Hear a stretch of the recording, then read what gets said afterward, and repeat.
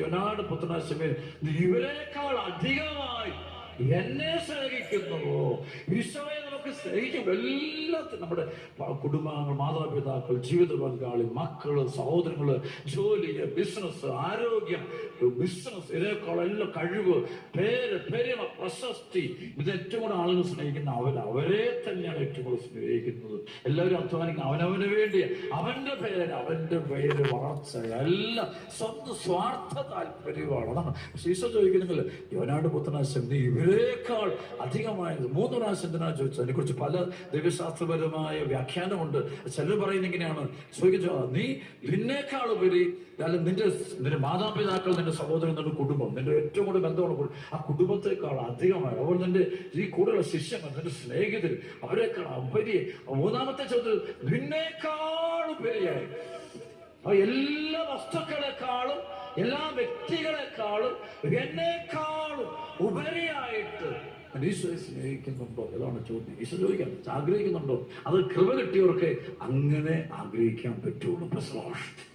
കൃപ കിട്ടിയവർക്ക് മാത്രമേ അങ്ങനെ ചിന്തിക്കാൻ പറ്റുള്ളൂ. അല്ലാത്തവരൊന്നും അങ്ങനെ ചിന്തിക്കാൻ ഒരിക്കലും സാധ്യമല്ല. അതാണ് 1 യോഹന്നാൻ 2:15-16-17 ലോകത്തിലെ വസ്തുക്കളെയോ നിങ്ങൾ സ്നേഹിക്കരുത്. ആരെങ്കിലും സ്നേഹിച്ചാൽ പിതാവിന്റെ സ്നേഹം അവരിൽ ഉണ്ടായിരിക്കില്ല. എന്നാൽ ജഡത്തിന്റെ ദുരാശ, കണ്ണുകളുടെ ദുരാശ, ജീവിതത്തിന്റെ അഹന്ത, ഇങ്ങനെ ലോകത്തുള്ളതൊന്നും പിതാവിൻ്റെതല്ല.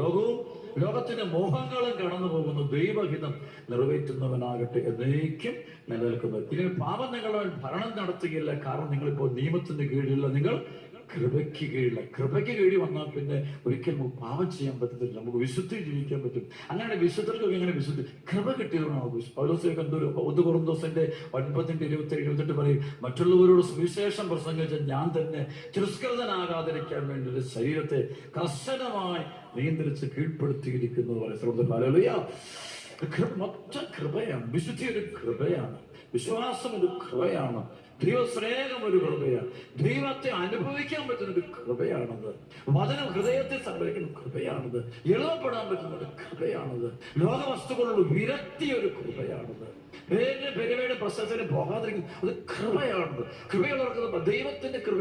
അല്ലെങ്കിൽ നമ്മൾ ചിലപ്പോൾ ധ്യാനം കൊണ്ട് കണ്ടില്ലേ, 2 ആഴ്ച വലിയ മാനസാന്തരം കാണിക്കും, 3-ാമത്തെ ആഴ്ച വീണ്ടും പക്ഷേ വെടിപ്പോകും. അതുകൊണ്ട് ഇപ്പോഴും എല്ലാവർക്കും എപ്പോഴും അത്ഭുതങ്ങൾ, അടയാളവും, രോഗശാന്തിയൊക്കെ കണ്ടുകൊണ്ടിരിക്കണം. എപ്പോഴും കണ്ടുകൊണ്ടിരിക്കും. എപ്പോഴും അവർക്ക് ഒരുപോലെ സഹനം എടുക്കാൻ ഒരിക്കലും പറ്റും. വേദന, ദുഃഖം പെട്ടെന്ന് ഒരു പതറി വീഴുന്ന കാണാൻ പറ്റും.